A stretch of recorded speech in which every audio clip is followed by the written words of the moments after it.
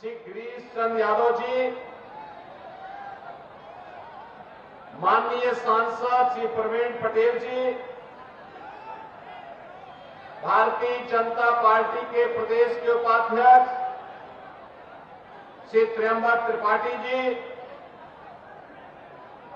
जिला प्रभारी श्री उत्तर मौर्य जी,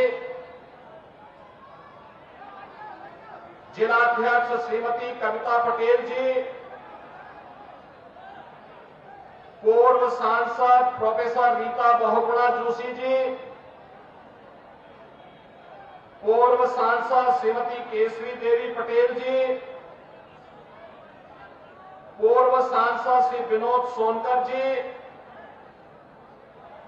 हमारे माननीय विधायकगण श्री गुरुप्रसाद मौर्य जी, विधायक और पूर्व मंत्री श्री सिद्धार्थनाथ सिंह जी, हर्षवर्धन वाजपेयी जी, सुरेंद्र चौधरी जी, केपी श्रीवास्तव जी, वाचस्पति जी, पीयूष रंजन निषाद जी, महापौर गणेश केसरवानी जी, जिला पंचायत अध्यक्ष डॉक्टर वीके सिंह जी, पूर्व विधायक श्री उदयभान करवरिया जी, श्रीमती निर्मला पासवान जी और भारी संख्या में प्रयागराज के फूलपुर में भारतीय जनता पार्टी अपना दल, निषाद पार्टी और स्वहलदेव राजभर पार्टी के प्रत्याशी श्री दीपक पटेल को अपना आशीर्वाद प्रदान करने के लिए उपस्थित मेरे सभी बहनों और भाइयों, प्रयागराज की इस पावन धरा को मैं नमन करते हुए आप सभी का अभिवादन करता हूं, आपका अभिनंदन करता हूं। बहनों और भाइयों, मुझे आधे घंटे पहले आना था। कल मैं वाराणसी में देव दीपावली के कार्यक्रम में था। देश के महामहिम उपराष्ट्रपति जी आज वहां पर उपस्थित थे। देवताओं की दीपावली हमारी काशी में कैसे होती है, दुनिया ने देखा और लाखों की संख्या में देश और दुनिया के श्रद्धालुजन, पर्यटक कल काशी में आए थे और मैं प्रयागराज के फूलपुर विधानसभा क्षेत्र में आने के लिए समय पे हम लोग चलते, लेकिन कल रात्रि में एक दुखद घटना झांसी में घटित हुई। झांसी रानी लक्ष्मीबाई मेडिकल कॉलेज में छोटे बच्चों के एक नवजात शिशु का जो वार्ड होता है, जो कम वेट के बच्चे होते हैं, समय के पहले जो बच्चे पैदा हो जाते हैं, जिन बच्चों में गंभीर बीमारी हो जाती है, नवजात शिशु होते हैं, उन बच्चों का जो वार्ड था, उसमें अचानक शॉर्ट सर्किट से आग लगने के कारण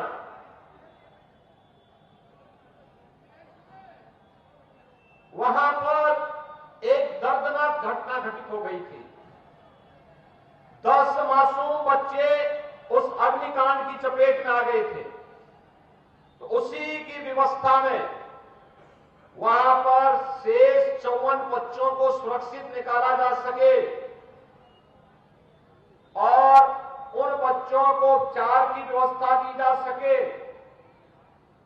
इसकी व्यवस्था में देर रात्रि से ही हम लोग लगे थे और रात्रि में ही स्वास्थ्य मंत्री और प्रदेश के डिप्टी सीएम श्री ब्रजेश पाठक जी भी वहां पहुंच गए थे और 10 बच्चों की वहां दुखद मौत हुई है, शेष बच्चे सुरक्षित हैं।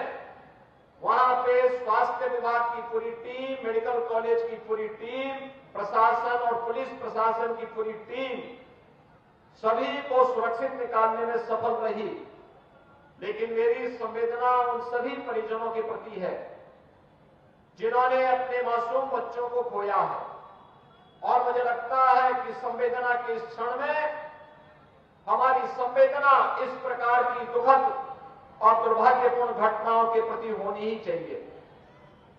बहनों और भाइयों, इसलिए चाहते हुए भी व्यवस्था में लगे होने के कारण समय से मैं आपके बीच में यहां पर नहीं आ पाया। आपने जो उत्साह यहां पर दिखाया है, फूलपुर में फिर से कमल का फूल खिलना है, इसके लिए जो आपका ये संकल्प है, उसी के लिए मैं आपके पास आया हूं कहने के लिए। बहनों और भाइयों, आज जो कुछ भी आपको परिवर्तन दिखता है देश में और प्रदेश में, ये प्रधानमंत्री मोदी जी के नेतृत्व में, उनके यशस्वी मार्गदर्शन में ही संभव हो पा रहा है। चाहे ये मेडिकल कॉलेज की स्थापना के कार्य हो, चाहे वह देव दीपावली का भव्य कार्यक्रम काशी का रहा हो, चाहे वह दीपोत्सव का भव्य आयोजन अयोध्या धाम का हो, चाहे वह गंगा एक्सप्रेसवे को मेरठ से प्रयागराज से जोड़ने का हो, चाहे वह 2025 का भव्य और दिव्य कुंभ का हो, ये केवल और केवल डबल इंजन की भाजपा की सरकार कर सकती है।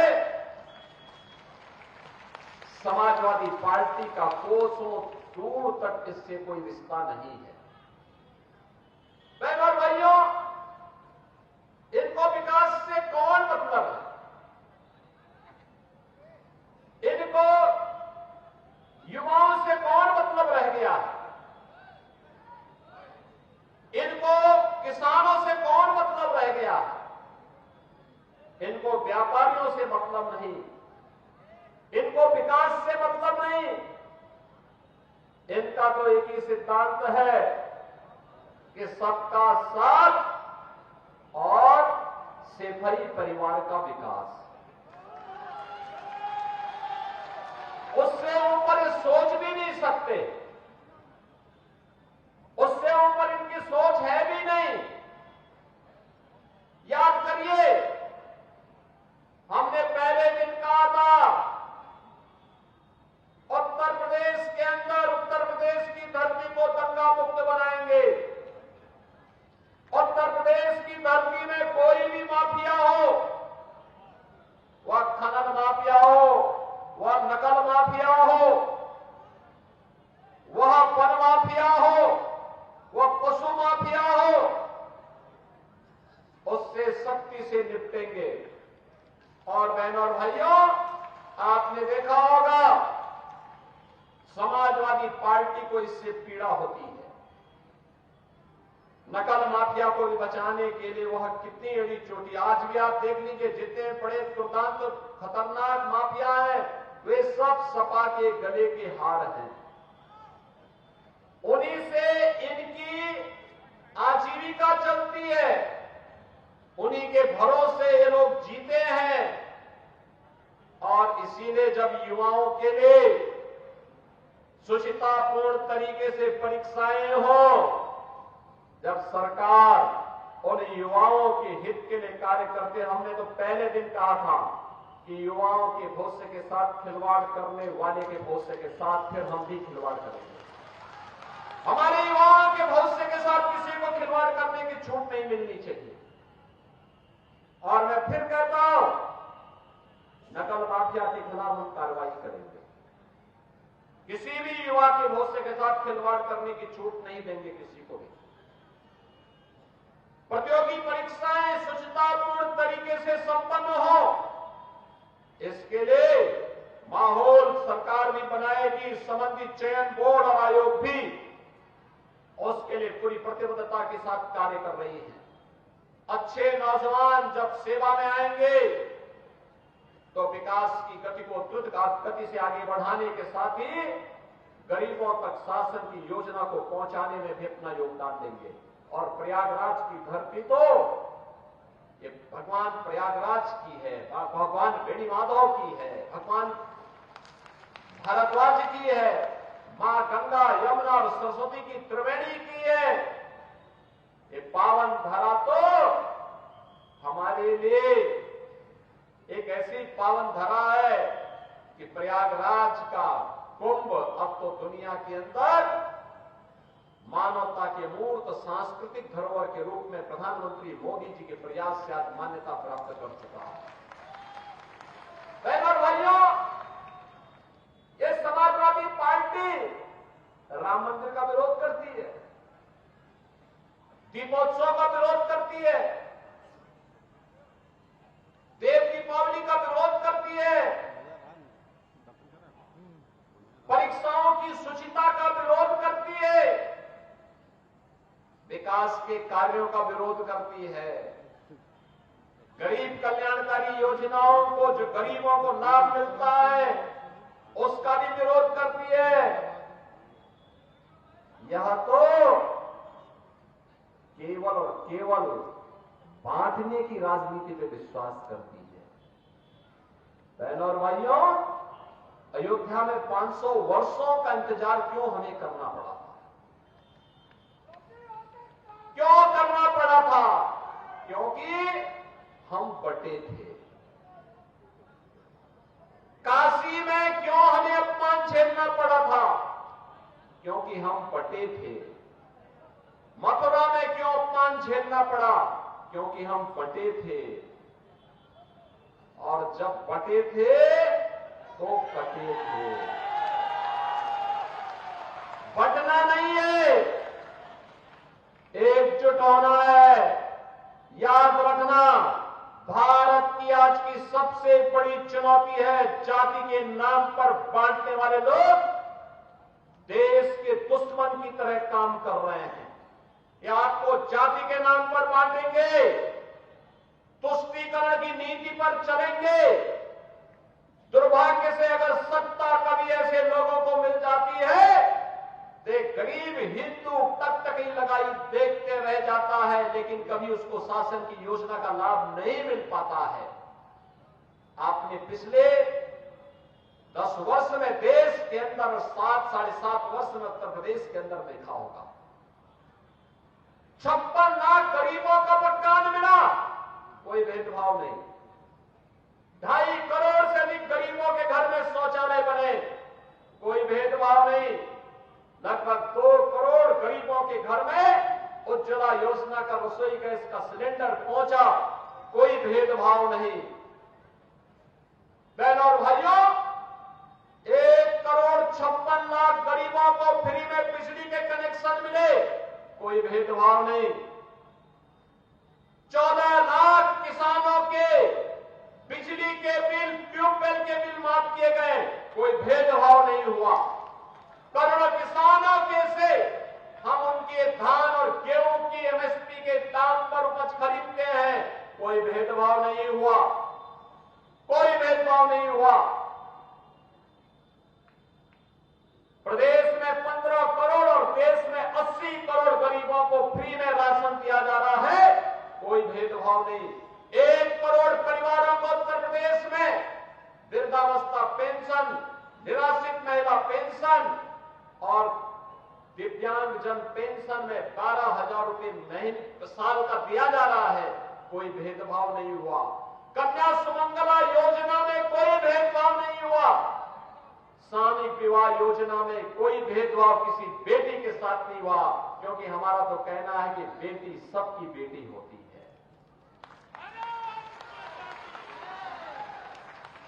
आयुष्मान भारत में 10 करोड़ उत्तर प्रदेश का नागरिक 5 लाख रुपए का स्वास्थ्य कवर प्राप्त करता है, कोई भेदभाव नहीं हुआ।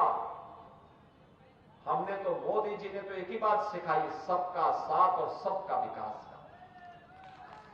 हमने तो सबको जोड़ने का प्रयास किया, लेकिन हमने ये भी कहा विकास सबका, सुरक्षा सबको, लेकिन तुष्टीकरण किसी की नहीं। तुष्टीकरण किसी की नहीं करेंगे।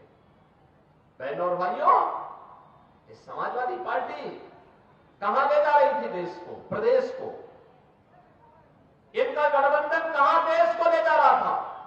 हर दिन एक नया घोटाला होता था, हर दिन एक नया घोटाला होता था।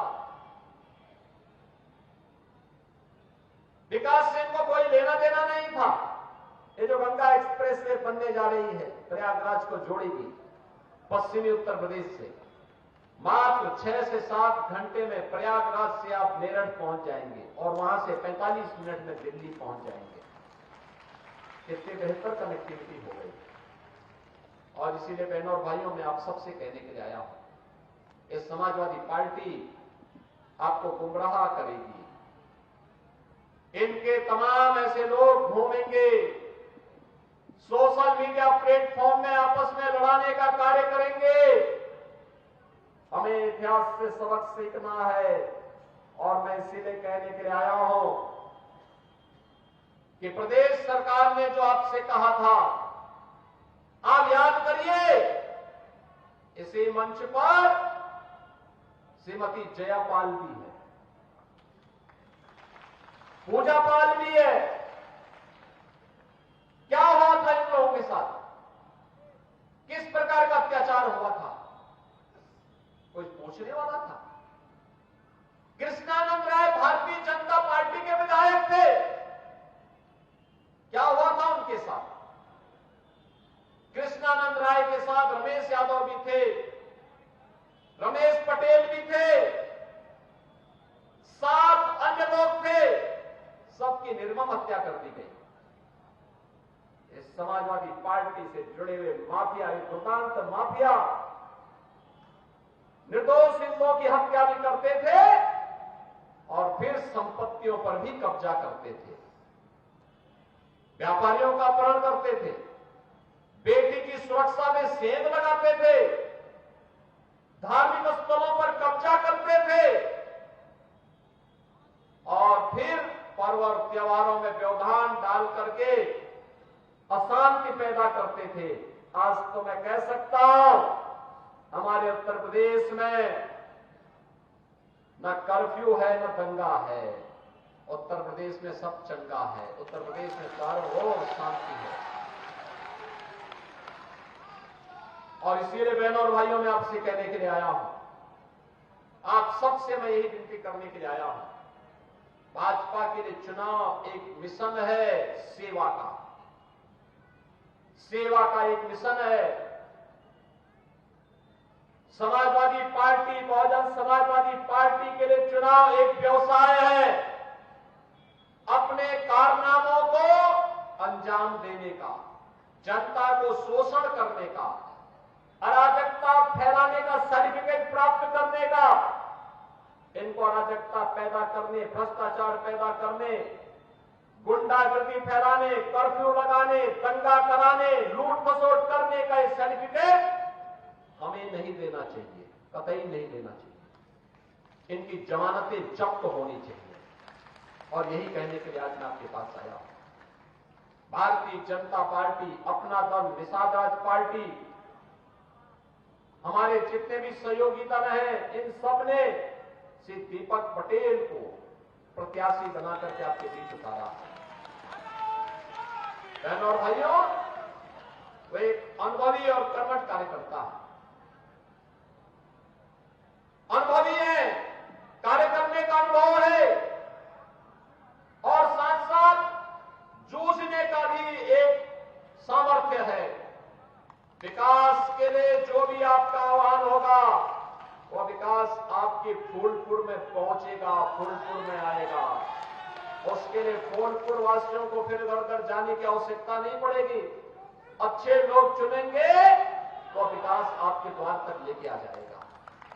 और इसीलिए मैं आपसे कहने के लिए आया हूं, 20 तारीख को जो चुनाव होने जा रहे हैं, इस चुनाव में से दीपक पटेल जी को कमल चुनाव चिन्ह पर भारी बहुमत से विजयी बना करके भेजना है।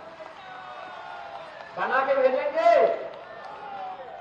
फूलपुर में थोड़ा दोनों हाथ पा करके आशीर्वाद लेकर के बताओ, मुझे आश्वस्त करो,